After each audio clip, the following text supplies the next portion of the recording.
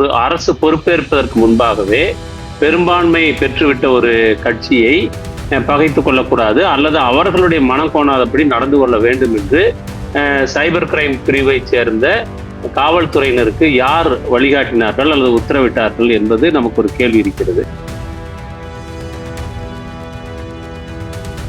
அப்படி என்றால் இந்த ராஜாவை மிக ராஜ விசுவாசிகளை போல வரக்கூடிய முதலமைச்சரனுடைய மனங்கோணாமல் பார்த்துக் கொள்ள வேண்டும், அவர்களுடைய கட்சியை அவருடைய தயவிலே இருக்க வேண்டும், அவர்களை தாஜா செய்ய வேண்டும் என்று காவல்துறை முந்தியடித்துக் கொண்டு இந்த வேலையை செய்ததா என்கிற கேள்வி இருக்கிறது.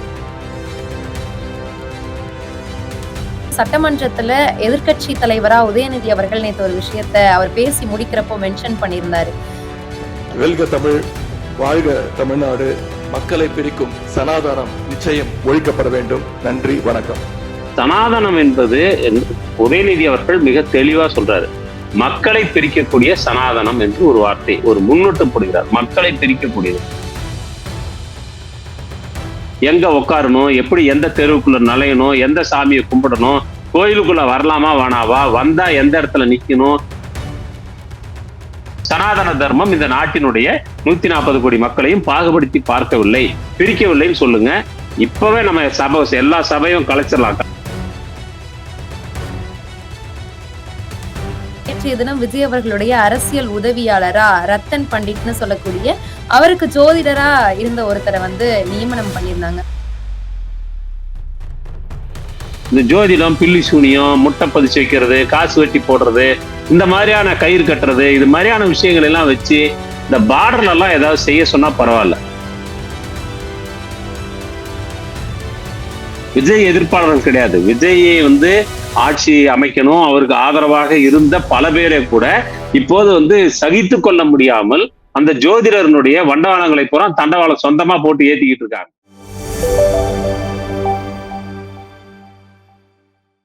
பியாண்ட் ஹெட்லைன்ஸ் நேயர்களுக்கு வணக்கம். இன்னைக்கு நம்மளோட எழுத்தாளர் ஆதவன் தீட்சண்யா அவர்கள் இணைஞ்சிருக்காங்க. புதிய அரசு குறித்தும் சட்டமன்றத்தில் நடக்கக்கூடிய விஷயங்கள், அரசு அறிவிப்புகள் குறித்து பல்வேறு விஷயங்களை கேட்டு தெரிஞ்சுக்கலாம். வணக்கம் சார். வணக்கம் சார், என்னுடைய முதல் கேள்வி, ஒரு 2-3 நாள்லயே புதிய அரசாங்கம் வந்ததுக்கு அப்புறமா ஒரு அறிவிப்பு வெளியிட்டு இருந்தாங்க. அது என்னன்னா, இந்த சைபர் குற்றப்பிரிவு தரப்புல இருந்து வெளியிடப்பட்டிருந்தது. அதாவது முதல்வர் அவர்கள் விஜயை எதிர்த்து யார் விமர்சனம் பண்ணாலும் சமூக வலைதளத்துல அந்த பக்கங்கள் எல்லாம் பிளாக் செய்யப்படுது அப்படிங்கிற அறிவிப்பு வந்திருந்தது. தேர்தலுக்கு முன்னாடி பார்த்தோம்னா பல மேடைகள்ல கருத்துரிமை வேணும், தமிழ்நாட்டுல பேசுறதுக்கான சுதந்திரம் வேணும் அப்படின்னு பேசியிருந்தாங்க. ஆனா இப்போ முதல்வர் ஆனதுக்கு அப்புறம் ஒரு 2-3 நாட்கள்லயே கருத்துரிமை தமிழகத்துல பறிக்கப்படுதா அப்படிங்கிற ஒரு கேள்வி வருது. முதல்ல அந்த சுற்றறிக்கையை பொறுத்த வரைக்கும் அது 8ஆம் தேதி அன்னைக்கு தேதியிட்டு வெளியிடப்பட்டிருக்கு அப்படின்னு சொல்லப்படுது. அப்படி என்றால் ஒரு அரசு பொறுப்பேற்பதற்கு முன்பாகவே பெரும்பான்மை பெற்றுவிட்ட ஒரு கட்சியை பகைத்துக் கொள்ளக்கூடாது அல்லது அவர்களுடைய மனம் கோணாதபடி நடந்து கொள்ள வேண்டும் என்று சைபர் கிரைம் பிரிவை சேர்ந்த காவல்துறையினருக்கு யார் வழிகாட்டினார்கள் அல்லது உத்தரவிட்டார்கள் என்பது நமக்கு ஒரு கேள்வி இருக்கிறது. ஆனால் வேறு சில பிரிண்ட் போன்ற சில ஊடகங்கள் அவன் மிக தெளிவா சொல்றாங்க, விஜய் அல்லது தாவேகாவை விமர்சிக்கக்கூடிய சமூக ஊடகங்களுடைய பக்கங்களை முடக்க சொல்லி உடனடியாக குறிப்பிட்ட நேரக்கெடு விதித்து அதை முடக்கும்படி எக்ஸ் தளத்திற்கு அவர்கள் சுற்றறிக்கை அனுப்பியிருக்கிறார்கள் என்று அந்த பத்திரிகையில வருது. ஆனா இங்க தமிழ்நாட்டுல விஜயினுடைய ஆதரவாளர்கள் என்னன்னா, இல்ல அது விஜய் பொறுப்பேற்பதற்கு முன்பாகவே 8ஆம் தேதியே வந்துருச்சு, அவர் 10ஆம் தேதி தானே பொறுப்பேற்றார் என்று சொல்லுகிறார்கள். அப்படி என்றால் இந்த ராஜாவை மிக ராஜ விசுவாசிகளை போல வரக்கூடிய முதலமைச்சரனுடைய மனங்கோணாமல் பார்த்துக் கொள்ள வேண்டும், அவர்களுடைய கட்சியை அவருடைய தயவிலே இருக்க வேண்டும், அவர்களை தாஜா செய்ய வேண்டும் என்று காவல்துறை முந்தியடித்துக் கொண்டு இந்த வேலையை செய்ததா என்கிற கேள்வி இருக்கிறது. இப்போது நாம் கேட்பது, அது 8ஆம் தேதி இப்ப வெளியானதா அல்லது 10ஆம் தேதிக்கு பிறகு வெளியானதா என்பது அல்ல பொருள். ஊடகங்கள் இன்றைக்கு மிக நியாயமான ஒரு அச்சத்தை எழுப்பியிருக்கிறார்கள். கருத்துரிமையை பறிக்கக்கூடிய இப்படி ஒரு சுற்றறிக்கையை இப்போது ஏன் சைபர் கிரைம் பிரிவு வெளியிட்டிருக்கிறது என்று கேட்கிறார்கள். அது சில ஊடகவியலாளர்களே என்ன சொல்லி சமாளிக்கிறாங்கன்னா, இது வழக்கமான ஒரு சுற்றறிக்கை தான் என்று இதை நியாயப்படுத்த விரும்புறாங்க.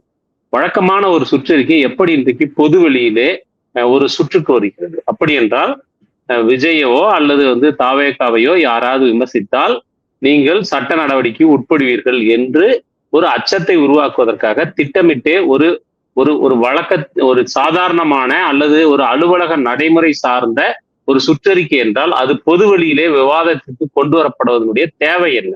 இவ்வாறு கசிய விடப்படுவதன் மூலமாக அல்லது ஒரு பொது விவாதத்தை உருவாக்குவதன் மூலமாக இவர்கள் ஒரு கருத்துரிமைக்கு எதிரான விஷயத்தை உருவாக்க விரும்புகிறார்கள். ஒவ்வொருவரையும் ஒரு சுய தணிக்கைக்கு நீங்கள் உங்களை உட்படுத்திக் கொள்ள வேண்டும். அவர்களை விமர்சித்தால் நீங்கள் ஏதேனும் ஒரு நடவடிக்கை ஆளாக வேண்டி இருக்கும் என்கிற ஒரு அச்சுறுத்தலை உருவாக்க பார்க்கிறார்கள். உங்களுக்கு எதிராக, உங்கள் கட்சிக்கு எதிராக யாரும் பேசக்கூடாது என்ற நிலை இருந்தால், கடந்த ஆட்சியில் அப்படி ஒரு நிலைப்பாட்டை எடுத்திருந்தால் தாவேகா என்கிற கட்சியே காணாமல் போயிருக்கும். ஏனென்றால் அந்த கட்சி இன்றைக்கு தேர்தலிலே பெற்றிருக்கக்கூடிய வெற்றி என்பதே வேட்பாளர் யார் என்று தெரியாது, பெயர் தெரியாது, அந்த கட்சியினுடைய சின்னத்தை தவிர வேறு எதுவுமே தெரியாது.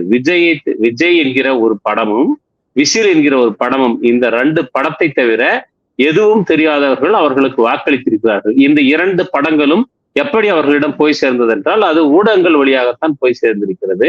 அவர்களுக்கு கடந்த அரசு வழங்கி இருக்கக்கூடிய அல்லது அந்த அரசு வழங்குச்சுன்னு கூட சொல்ல முடியாது. அது இயல்பாகவே நம்முடைய அரசியல் சாசனம் குடிமக்கள் எல்லோருக்கும் வழங்கி இருக்கக்கூடிய ஒரு உரிமை. அந்த உரிமையை பயன்படுத்தி கொண்டுதான் கடந்த ஆட்சியின் மீது நீங்கள் அவ்வளவு கடுமையான குற்றச்சாட்டுகளை வைத்தீர்கள். உங்களை போதாகரமாக நீங்கள் ஒரு காற்றடைத்த பலூனை போல ஊதி பெருக்கி காட்டிக் கொண்டீர்கள்.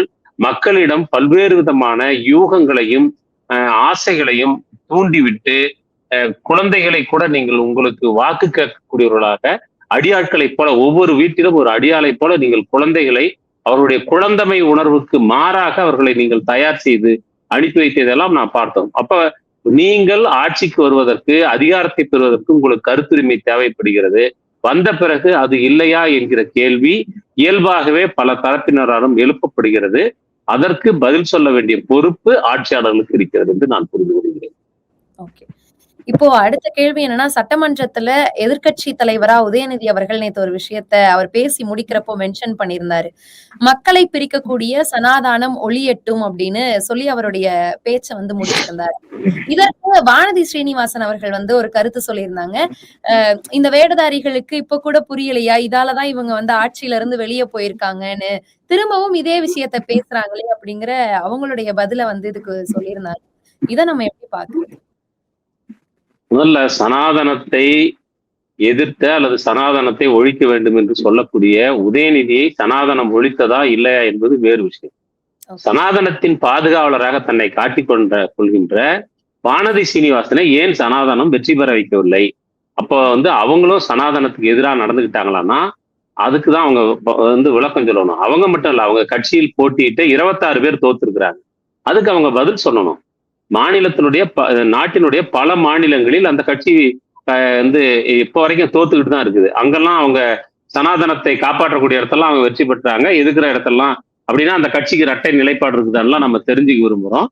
சனாதனம் என்பது உதயநிதி அவர்கள் மிக தெளிவா சொல்றாரு. மக்களை பிரிக்கக்கூடிய சனாதனம் என்று ஒரு வார்த்தை, ஒரு முன்னோட்டம் போடுகிறார். மக்களை பிரிக்கக்கூடியது.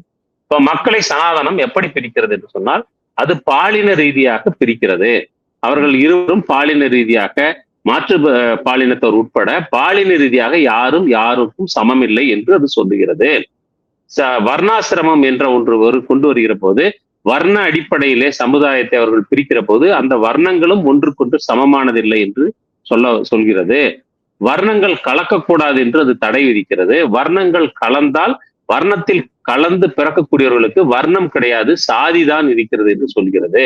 சாதியை அதே போலவே எப்படி பிரிக்கிறது என்றால் அது தொடத்தக்க சாதி, தொடத்தகாத சாதி என்று, அனுலோம சாதி, பிரதிலோம சாதி என்று 2ஆக பிரிக்கிறது. ஒவ்வொரு சாதியையும் உட்சாதிகளாக பிரிக்கிறது.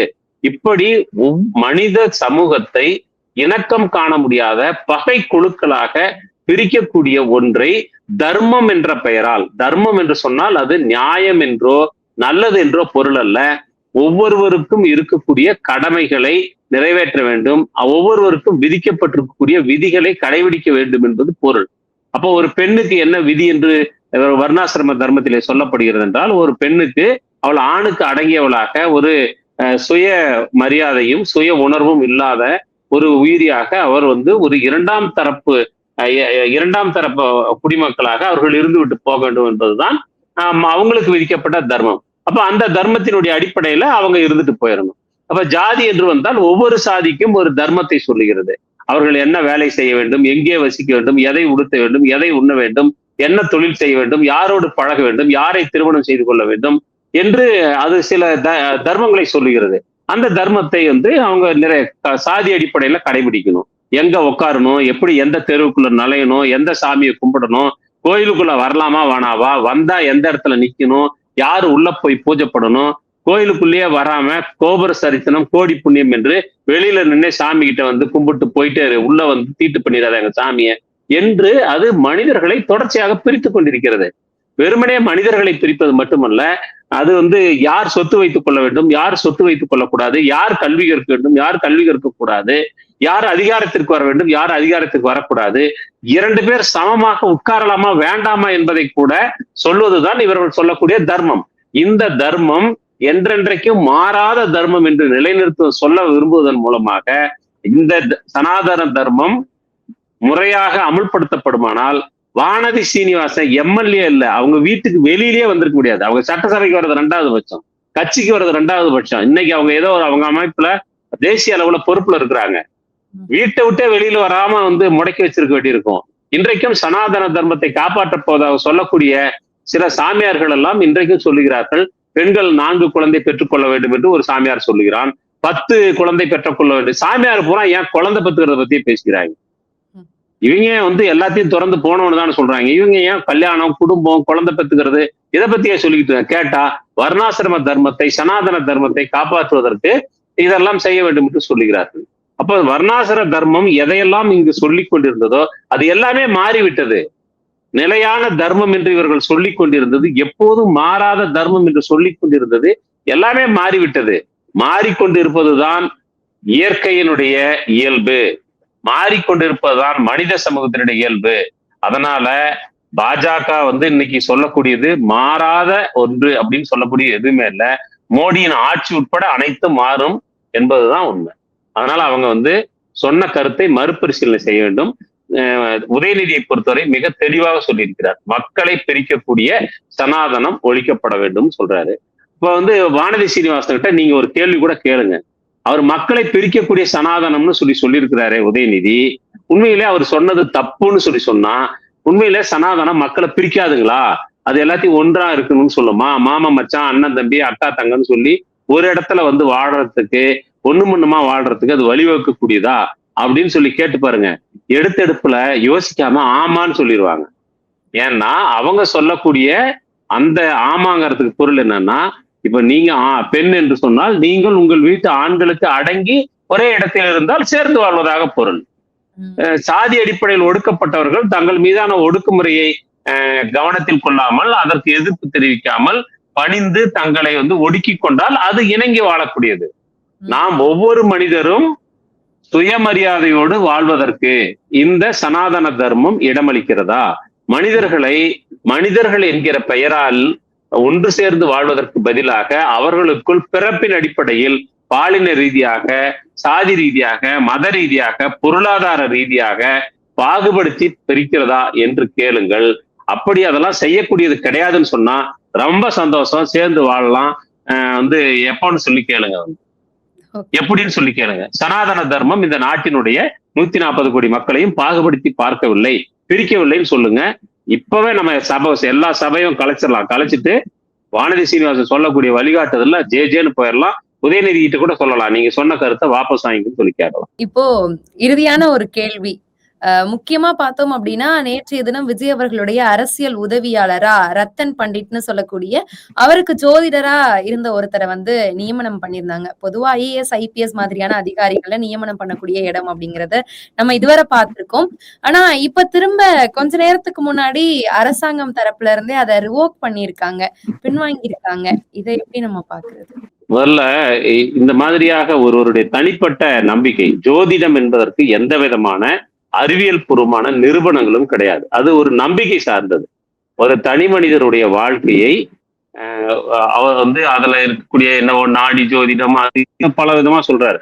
அதை பின்னாடி வந்து ஒரு அறிவியல் பின்புலம் இருப்பதை போன்ற ஒரு தோற்றத்தை அவர்கள் உருவாக்க விரும்புகிறார்கள். அது அப்பட்டமான பொய். அது எந்த வகையிலும் இயற்கையினுடைய பல்வேறு விஷயங்களை கவனத்தில் எடுத்துக்கொண்டதாகவும், சமகால வாழ்க்கையை கவனத்தில் எடுத்துக்கொண்டதாகவும், அவர் பிறந்த நேரம், நட்சத்திரம், அது இதுன்னு ஏதோ கதையெல்லாம் சொல்லி அது ஒரு நம்பிக்கையை தான் அழிய, அதற்கும் அறிவியல் பூர்வமான உண்மைகளுக்கும் எந்த தொடர்பும் இல்லை. அவர் சொல்லக்கூடிய சில விஷயங்கள் தற்செயலாக இவருடைய வாழ்க்கையில் நடந்திருக்கலாம். பல விஷயங்கள் நடக்காமல் போயிருக்கலாம். ஆனால் நடந்தது இதனால் தான், இவரால் தான் என்று அவர் நினைப்பாரேனால், சொந்த வாழ்க்கையில அவர் வச்சுக்கிட்டு, அவர் பங்களாவுல நிறைய இடம் இருக்கலாம், அல்லது வந்து தனியா கூட அவருக்கு வந்து பக்கத்திலே தங்க வச்சுக்கிட்டு, அவருடைய அனைத்து நடவடிக்கைகளுக்கும் அவரிடம் ஆலோசனை கேட்டு, நான் இப்ப போலாமா வேணாவா? அப்ப நமக்கு என்ன சந்தேகம் வருதுன்னா, அவரை கேட்டுத்தான் இவர் எல்லாம் செய்கிறார். அவருக்கு எல்லாமே முன்கூட்டியே தெரியும். முக்காலத்திலும் என்ன நடந்தது, என்ன நடக்கிறது, என்ன நடக்கப் போகிறது என்பது எல்லாமே அவருக்கு தெரியும் அப்படின்னு சொன்னா நமக்கு என்ன சந்தேகம் இருக்குதுன்னா, அவர் இதுவரைக்கும் பரப்புரை கூட்டங்களுக்கு போனது, கரூர் உட்பட எல்லா இடங்களுக்கும் போகக்கூடிய நேரத்தை, எப்படி போகணுங்கிற வடிவத்தை எல்லாத்தையுமே அவர் தான் தீர்மானிச்சாரா? அவருடைய சொல்படிதான் இவர் நடந்தார் கொண்டாரா? இவர் வந்து அந்த வண்டிக்குள்ள உட்காந்து லைட் ஆன் பண்ணது, ஆஃப் பண்ணதெல்லாம் கூட அந்த ஜோதிடர் தான் சொல்லி கொடுத்தாரா? அப்ப எல்லாமே முன்கூட்டியே அவருக்கு தெரியும்னா, கரூர்ல இந்த மாதிரி கூட்ட நெரிசல்ல 41 பேர் இறக்கக்கூடும் அல்லது இறப்பார்கள் என்கிற விஷயத்தை அவர் விஜய்க்கு முன்கூட்டியே சொன்னாரா? அப்படி சொல்லி இருக்கிற பட்சத்தில் ஏன் அவர் போனார் அப்படின்னா, இந்த விஷயம் எல்லாம் அவர் வந்து சொன்னாரா இல்லையான்றதை இப்ப விஜய் தான் தெளிவுபடுத்தணும், அல்லது அந்த ஜோதிடர் தெளிவுபடுத்தணும். ஏன்னா அவருக்கு அவ்வளவு பெரிய வல்லமை இருக்குது. என்ன ஒரு அபத்தமான வந்து ஒரு பேச்செல்லாம், அவருடைய வீடியோ எல்லாம் இப்ப 2 நாளா போட்டு சமூக வந்து ஊடகங்கள்ல போட்டு நாரடிச்சுக்கிட்டு இருக்காங்க எல்லாரும். யாரும் அவங்க எல்லாம் விஜய் எதிர்ப்பாளர்கள் கிடையாது. விஜயை வந்து ஆட்சி அமைக்கணும், அவருக்கு ஆதரவாக இருந்த பல பேரை கூட இப்போது வந்து சகித்து கொள்ள முடியாமல் அந்த ஜோதிடர்களுடைய வண்டவாளங்களை பூரா தண்டவாளம் சொந்தமா போட்டு ஏத்திக்கிட்டு இருக்காங்க.